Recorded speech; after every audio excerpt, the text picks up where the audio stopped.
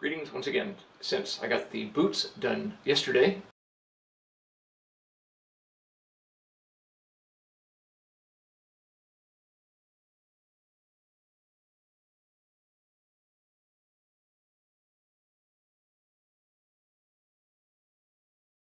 I'm going to weather both the robes and the hoods for our Jawa costumes. May potentially do the bandoliers, I haven't decided yet, but I know for sure that I want to weather the robes, so I'm going to go ahead and get started on that.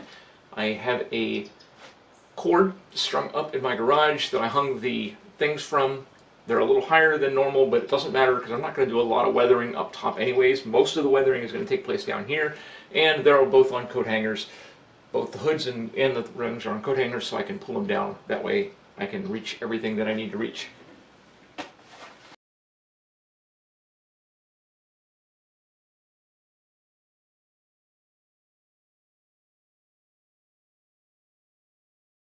I have my spray paint, 3 different shades of a sandy colored. These are nothing other than just random colors that I've had from other projects that sit up in the paint thing forever and ever and ever. I'm going to make do with what I have. None of these are full spray cans. They're all slightly empty. I bring that up because it'll be relevant in just a minute. And then last, I have a can of a darker espresso satin. None of these are gloss paints. They're all satins or flats. I don't think it'll matter on the robe, but anyways, it's usually what I use anyhow, so it works. This will be to cover up any mistakes that I deem undesirable on the robes. I'm hoping I'll be able to just spray them over and be done with it. Right here, I have a kitty litter bucket full of warm-ish water from the sink because fall has finally arrived in North Carolina. It's like 50-ish degrees, and the spray cans are all reasonably cold. So what I'm going to do is I'm going to wrap them in plastic, dump them in the container. That warms them up. It'll make them a little easier to spray. It'll make the droplets atomize a little better. So hopefully I get more of a sand-like dusting effect and less of a splotchy, splattered effect. We'll see how it works out.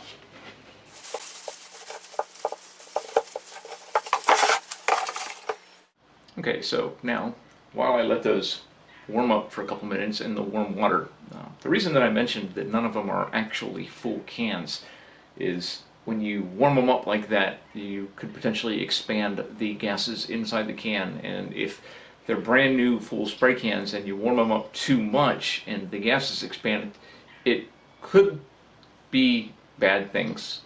So anyways, I'm doing this. I don't know that I should recommend that you do this. If you do this and you blow yourself up, don't blame me. It's not my fault. It's the internet's fault, because that's where I learned this. They're all mostly empty, and the water is not very warm. Don't try and warm this up with any sort of propane torch or oxyacetylene torch or any sort of open flame. That's just a recipe for disaster. It won't end well, promise you.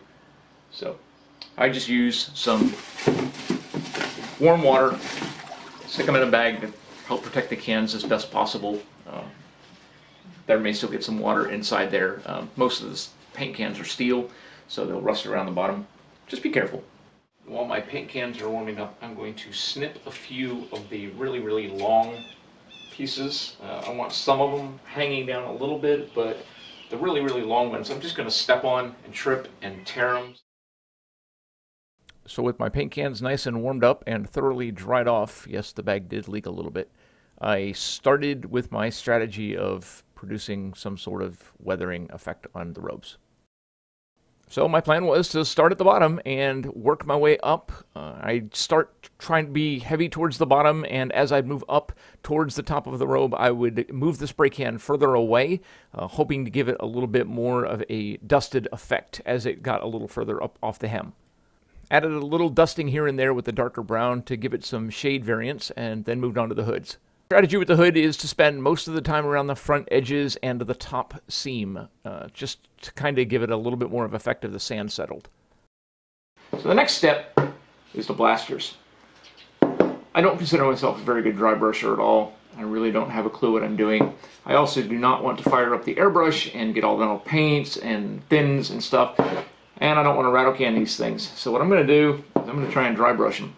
We'll see how this works. I've used a technique before to produce a more metallic effect on the T7 ion disruptor and some of the other blasters for Jawa Costumes, but I've never actually tried to reproduce a tan, sandy, weathered effect before. It'll be interesting to see how this turns out. So I've got a bunch of this desert-ish colored acrylic paint. You get the stuff at Hobby Lobby, Michael's, Walmart, pretty much any of the stores that carry art supplies seem to have this stuff. I've got a little thing of black and I've got some antique white. My plan is pretty much just keep putting paint on this until it works right, and if it doesn't work right, spray paint it all black and start again. Wish me luck. As you can see there, I took an empty egg carton thing and just dumped a few of the colors in there, combined them in a few different little spots, added a little bit of water to help keep the brush clean in between changes of colors, and a piece of paper to dry the brush off. And then I started mostly from the center and tried to work my way toward the ends of the blaster. Mostly what I was trying to replicate was a dirty sandblasted type look. In an attempt to get the worn, weathered look towards the bottom and back of the blaster, I just kind of lightly dry brushed the edges. Tried to leave as little paint as possible, but give the edges some wear and tear. And then now, last but not least, I went over the mason jar lids and the kitty food container with a little bit lighter color to cover over some of the rust and give it a little bit more sand dust effect.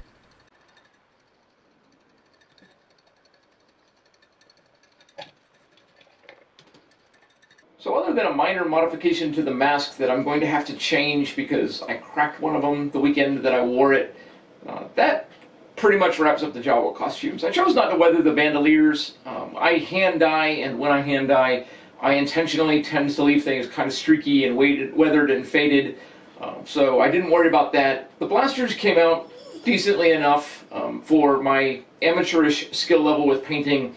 I'll do a little bit more playing around with this one and see what I can come up with. The robes and the hood did pretty well. I was pretty happy with the sandy weathering effect. They did not look like the screen accurate representations from the original Star Wars movies. I didn't really want to go for that look. The sand and dust and stuff like that from those looked more caked on and less dusty, sandy environment type. So I was looking for something a little different for my Jawa. For the most part, I'm pretty happy with the effect that I achieved, and they seem to go over pretty well at the Chili Festival. So I'm going to fix the mask and call those costumes done, and I think we're probably going to take them to Dragon Con with us next year. But one of the things that I do need to do is I need to do something about a voice changer, because it's just not as cool to have a Jawa that doesn't have the right voice. I'll see you next week.